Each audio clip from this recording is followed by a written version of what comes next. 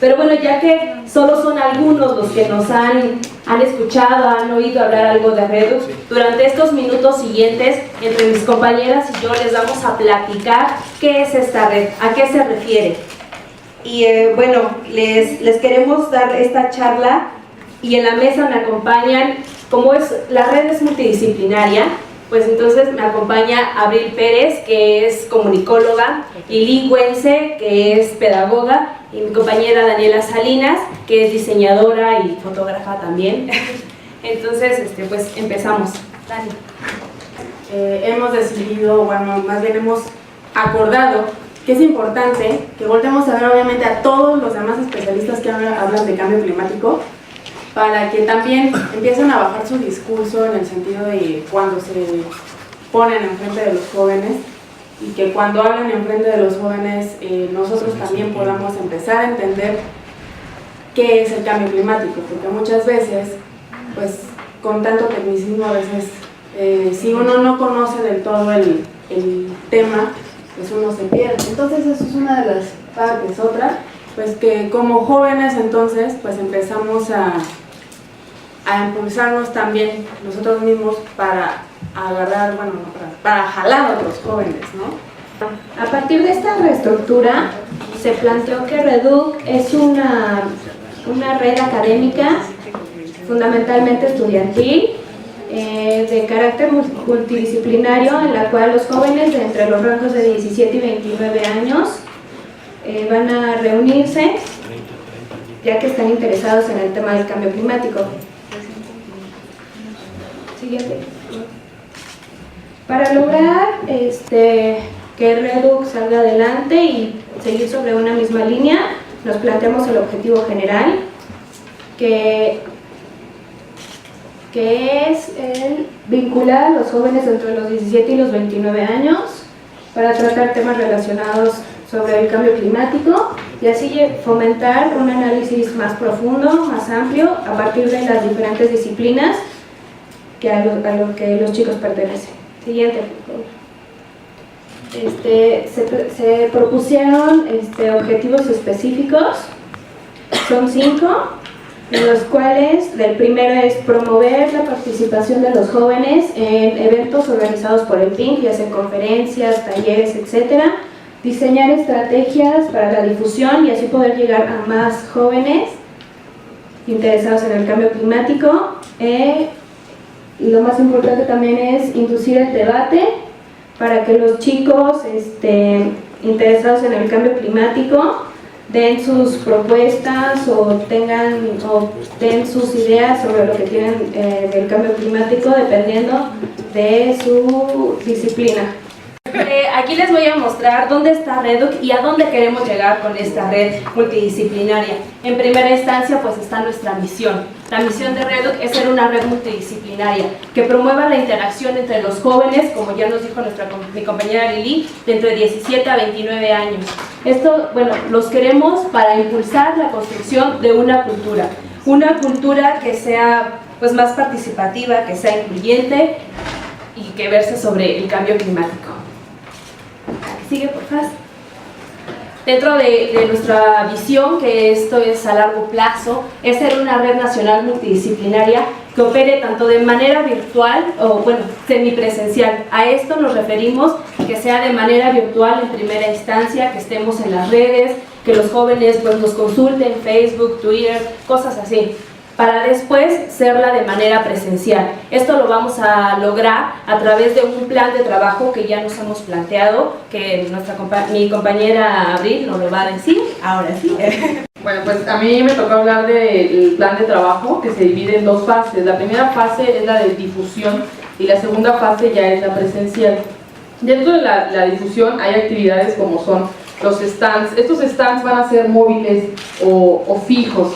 Así que si nos ven en las facultades hablando, repartiendo, pues no nos ignoren, que se siente gacho. Nos pongamos atención, vamos a apoyarnos de folletos y de actividades virtuales. En una primera instancia todo va a ser por Facebook, así que pues vamos a motivarlos para que nos den el like y así ustedes puedan tener lo más actualizado de Redux, del cambio climático, inquietudes, algunas opiniones de especialistas, en fin.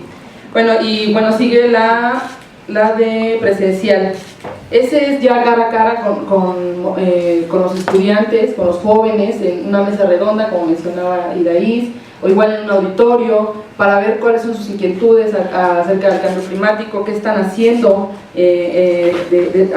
con respecto al tema. Y bueno, los concursos y proyectos juveniles, hay muchos proyectos que no son proyectos en sí, que están como en comunidades.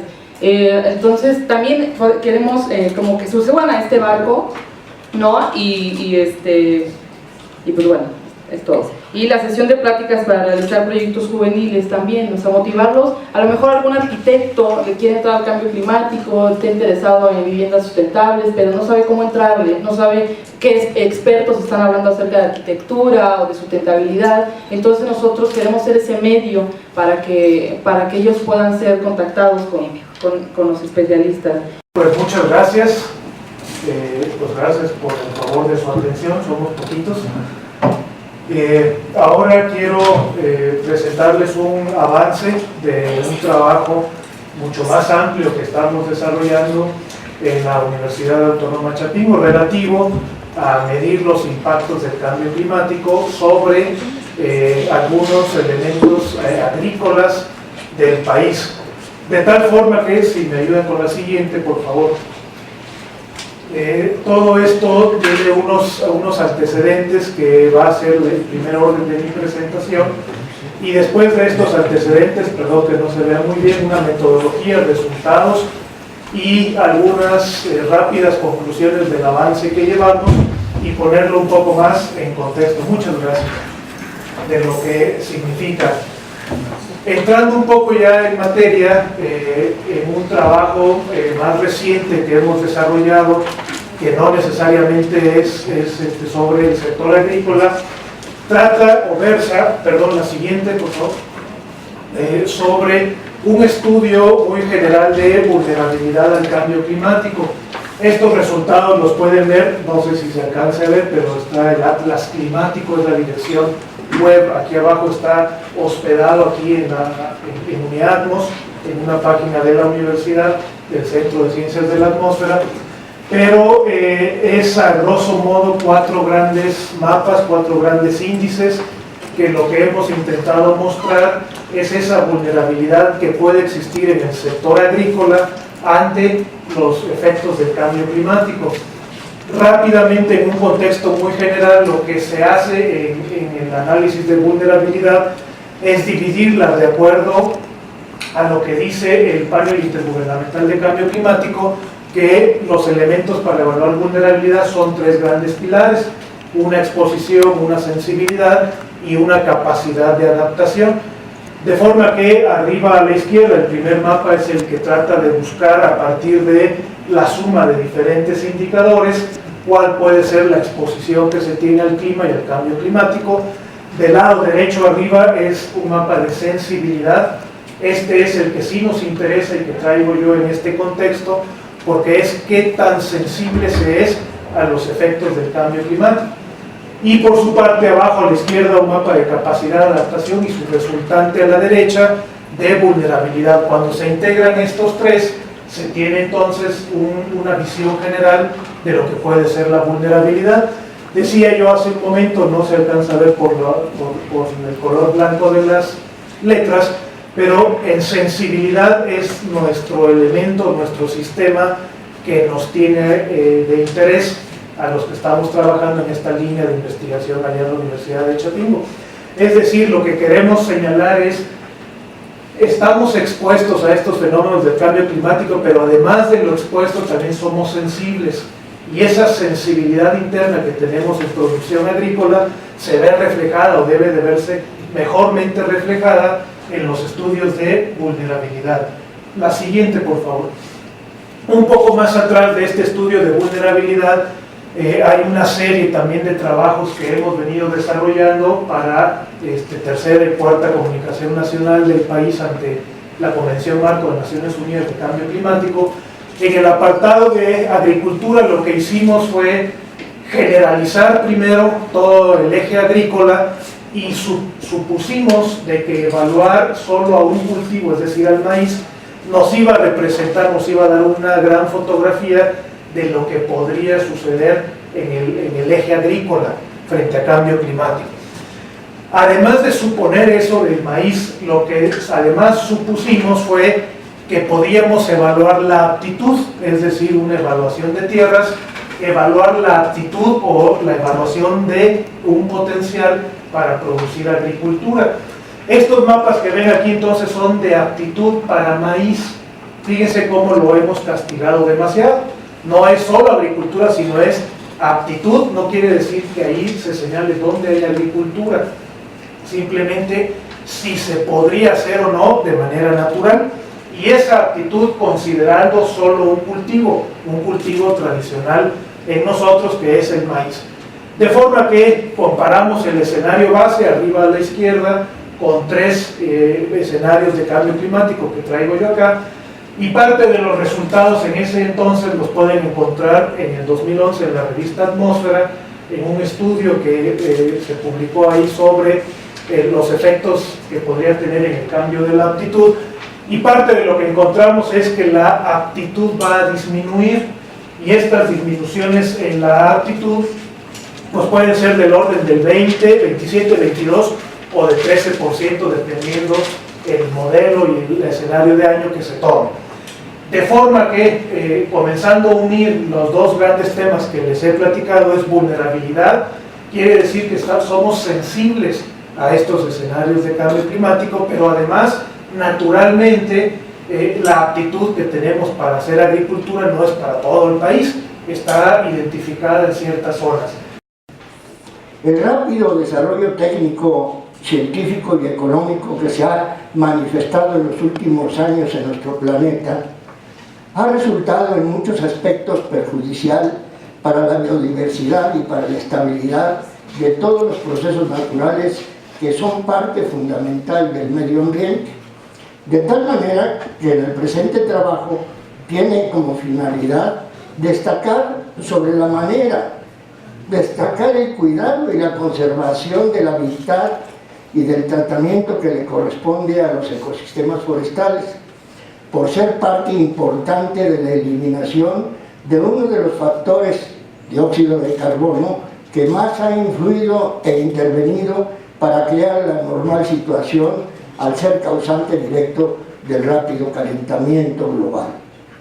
Por lo anterior, me voy a permitir dar inicio a esta ponencia considerando que se hace necesario mencionar y tratar, aunque de manera breve y sencilla, a la ecología, ciencia que además de ser parte importante de la biología, trata de manera especial a la relación de los seres vivos con la naturaleza en general.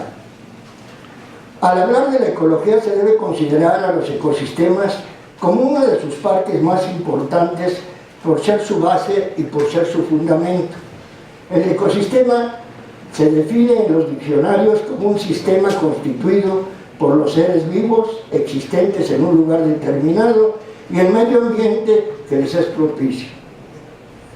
El concepto de ecosistema anterior es el habitual, pero para la presente plática se considera que el ecosistema forestal es un conjunto de seres vivos correspondientes al reino vegetal, a la flora, y al animal, la fauna, considerándose también el lugar en que se localiza, el suelo, y los recursos hídricos, el agua que contiene, reconociéndose y tomando en cuenta que existen entre todos estos factores o elementos una importantísima interacción conjuntamente con el medio ambiente que se tiene en esa superficie en un periodo determinado y presentando en su estructura 3 características. La primera, las condiciones naturales del lugar en donde se localiza y que su estado y condiciones influyen sobre la biodiversidad en su sostén, estabilidad y actividades de todo tipo, principalmente las nutricionales. Segundo, es aquella en la que se presentan los atributos típicos desde el punto de vista físico y biológico que corresponden a todos y cada uno de los grupos o razas de los seres vivos que se tienen tanto de la flora como de la fauna. La tercera consiste en las características relativas al clima, que le corresponde al conjunto de factores distintivos meteorológicos de la atmósfera, tales como la temperatura, el viento, la precipitación pluvial y la energía solar principalmente. En México existen los tres principales ecosistemas forestales del planeta: los bosques, las selvas y la vegetación de las zonas áridas y semiáridas. Ahora bien, de las tres características que he mencionado, se comentará de manera particular, por su gran interés y participación en esta exposición, que será y que consiste en el clima propiamente, se hará con una mayor atención debido a que en la actualidad esta se está modificando y es el tema del Congreso. Fenómeno que se está presentando en todas partes del planeta, y por consiguiente los estudiosos sobre el tema nos dan a conocer que de manera constante se presentan fenómenos ecológicos de gran importancia, tales como el derretimiento de los glaciares y de los casquetes polares, el fenómeno del Niño y la Niña con sus consecuencias de sequías prolongadas y lluvias extremas, provocando grandes inundaciones de manera constante, y además con el problema de que en algunas partes del mundo se está presentando el inicio de una transformación en ciertos seres y en otros hasta la muerte ha causado. Situación que seguramente dará lugar a la pérdida y extinción en muchos casos de la biodiversidad natural de los ecosistemas forestales, de tal manera que se puede expresar que un cambio climático atípico es factor el que se le debe prestar gran atención, porque está determinando en la naturaleza un desequilibrio y perjuicio enorme en los procesos naturales del planeta. La cuestión de la contaminación, por supuesto que es anterior, digamos, a la percepción de la cuestión del calentamiento global.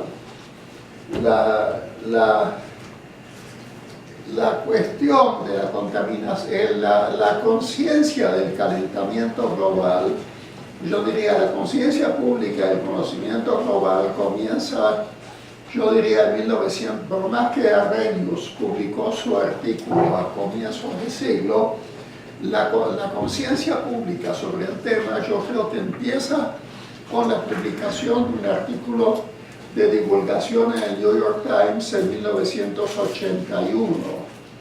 Pero la conciencia de la contaminación, ya les digo, es anterior y fue objeto de especulaciones aparentemente por algunos economistas desde el comienzo del siglo XX. Un economista británico, Pigou, se ocupó del tema y hizo una primera propuesta sobre control de emisiones a través de un mecanismo de mercado. O sea, Pigou planteaba, bueno, los costos de control de la contaminación son diferentes para diferentes tipos de empresas. Entonces, ok, hagamos un mercado de permisos de emisión. Aquellos que disminuyan la contaminación que producen en una cierta cantidad tendrán, digamos, un documento que sea un permiso de emisión que podrían vender en el mercado. Con eso supuestamente se alcanzaría el control de emisiones a través de mecanismos de mercado y a un costo mínimo para la sociedad y todos contentos. La propuesta de Pigou fue reflotada por una economista argentina del Banco Mundial en 1993 y el mecanismo de control de emisiones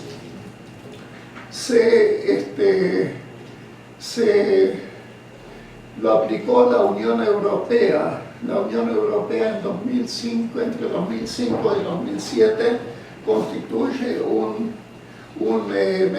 fabrica, digamos, establece un mecanismo de control de emisiones, ¿ok? Y que está en vigencia actualmente y sobre el cual vamos a hablar. Nueva Zelanda establece otro y se establece un mecanismo a nivel regional que incluye a varios estados del oeste de Estados Unidos y de Canadá. Un punto que Pigou no consideró, no sé si lo habrá considerado esta economista argentina, que es el siguiente, digamos, que se establece, digamos, se establece un mecanismo adicional en el que interviene el Estado. O sea, el Estado fija metas de emisión. Y entonces, digamos, los permisos de emisión se constituyen, digamos, a partir de esas metas, ¿no es cierto? ¿Ok? Entonces, esto complica las cosas, pero además hay otra, yo no sé, claro, yo no he leído el documento original de Pigou, confieso. No sé si algún economista lo leyó, pero hay otro aspecto que yo no sé si Pigou tuvo en cuenta o no, que es la cuestión, digamos, de que la economía, digamos, no es una ciencia con gran capacidad predictiva, más bien lo contrario, digamos. Y que entonces, digamos, la compra y venta de derechos de emisión estaría sujeta, digamos, a las expectativas que tengan empresas particulares o grupos empresariales particulares, digamos, sobre cómo va a evolucionar la economía. Porque según cómo evolucione la economía, voy a emitir más o menos contaminantes, ¿ok?